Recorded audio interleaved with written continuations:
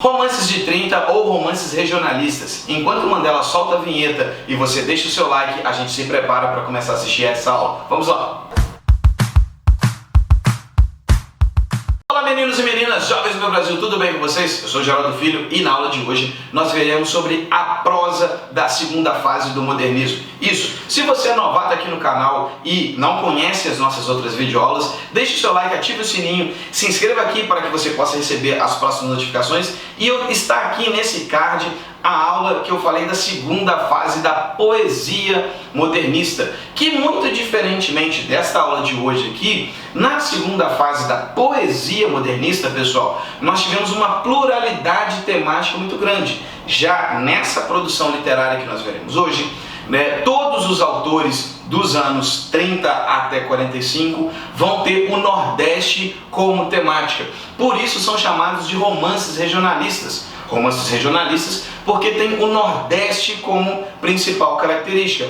E romances de 30 porque se referem à produção dos anos de 1930 até 1945, beleza? Bom, então vamos lá.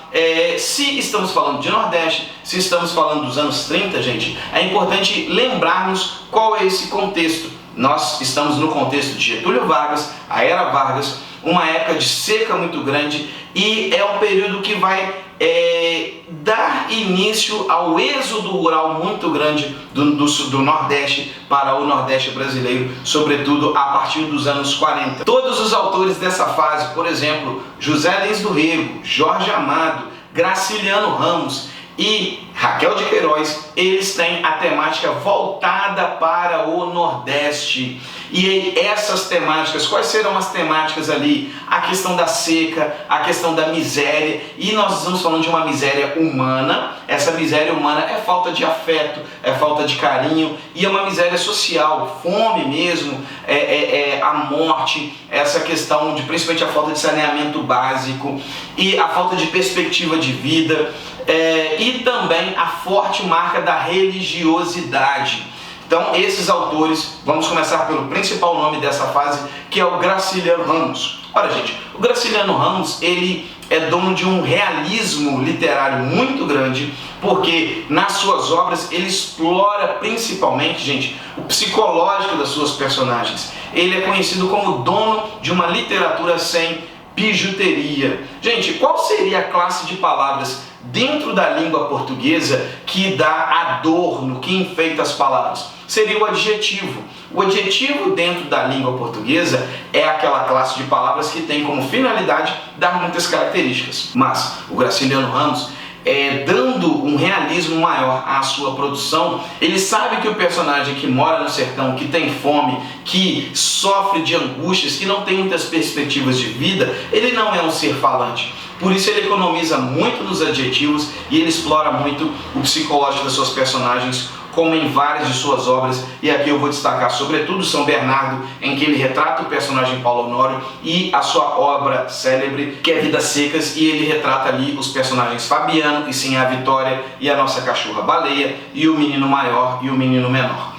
Principalmente em Vidas Secas, pessoal, ele mostra o êxodo rural, a desistência, o abandono de Fabiano e de sua família, de viver naquela precariedade, e ele busca sair dali de onde ele vive em prol de uma vida melhor. Então, o Graciliano Ramos, ele é dono dessa literatura, ele objetiva muito a questão do realismo, e vocês conseguem perceber isso nos títulos de outras obras que ele tem: Memórias do Cárcere, Infância e Angústia. Isso é muito marcante dentro da produção literária de Graciliano Ramos. Vocês vão olhar aqui na descrição desse vídeo, tem mais informações sobre cada um desses autores que eu estou falando aqui para vocês, tudo bem? O segundo nome é exatamente o segundo nome feminino da literatura brasileira. Se na segunda fase da poesia modernista, como eu apontei no card, nós temos a Cecília Meirelles, que é da poesia, a Raquel de Queiroz, ela escreve um livro, o 15, no qual muitas pessoas duvidam que uma jovem principalmente mulher, fosse capaz de produzir uma obra muito forte, daquele valor, daquele quilate literário, principalmente porque ela explora dentro dessa obra a questão da fé sertaneja. Nessa obra ela retrata uma grande seca que ocorreu no Ceará, terra da Raquel de Queiroz, e mostra o que muitos sertanejos esperam o dia 19 de março, porque, como vocês sabem, essa região do Nordeste, lá o inverno é um período de chuvas, diferentemente da região Sudeste, no qual o período de chuvas maior, ele se encaixa mais de novembro até março, se bem que, né, gente, com essa questão das mudanças climáticas, que alguns dizem que não existem aí, o tempo vem mudando, mas historicamente e culturalmente a chuva no Nordeste se dá basicamente de março até julho. Por isso também tem aquela música, né? São as águas de março fechando o verão, que o Tom Jobim compõe aqui no Rio de Janeiro, e aí ele mostra que essas nuvens vão mudando de região. E 19 de março, pessoal, é a data de um dia, de um santo muito importante para os nordestinos, que é São José. Ou seja, eles não marcam tanto no calendário, eles têm uma devoção muito grande aos santos, e aí nós também trabalhamos com a questão da memória afetiva. Muitos ficam esperando essa data como marca referencial aí, tudo bem? Agora, nós temos um outro grande nome que principalmente fez sucesso no cinema brasileiro e nas telenovelas brasileiras, que é o Jorge Amado. O Jorge Amado, pessoal, ele tem uma prosa social e tem uma prosa sensual. A obra que mais aparece para vocês aí, alunos de ensino médio, estudarem Jorge Amado, sem dúvida alguma, é Capitães da Areia, juntamente com o seu querido Pedro Bala e o seu grupo, que andam pela orla ali de Salvador. No entanto, as obras que mais fizeram sucesso na teledramaturgia brasileira são, sem dúvida alguma, Tieta, Dona Flor e seus dois maridos e Gabriela Cravo e Canela. Essas obras, elas mostram a sensualidade do brasileiro, toda essa identidade do brasileiro do interior, que muitas vezes não é retratado nessa literatura tradicional, nos cânones que geralmente envolvem Rio de Janeiro e São Paulo. Mas a obra que mais nos interessa aqui, essa visão mais social de Jorge Amado, que teve uma importância muito grande nessa política de panfletagem da União Soviética, porque apesar do que hoje é a Rússia, ter grandes escritores como Tchekov, Mayakovsky e sobretudo Dostoiévski, esses artistas, né, esses autores, eles não tinham uma produção de valorização da política panfletária. O Jorge Amado, que foi deputado federal pelo Brasil, principalmente pelo Partido Comunista do Brasil.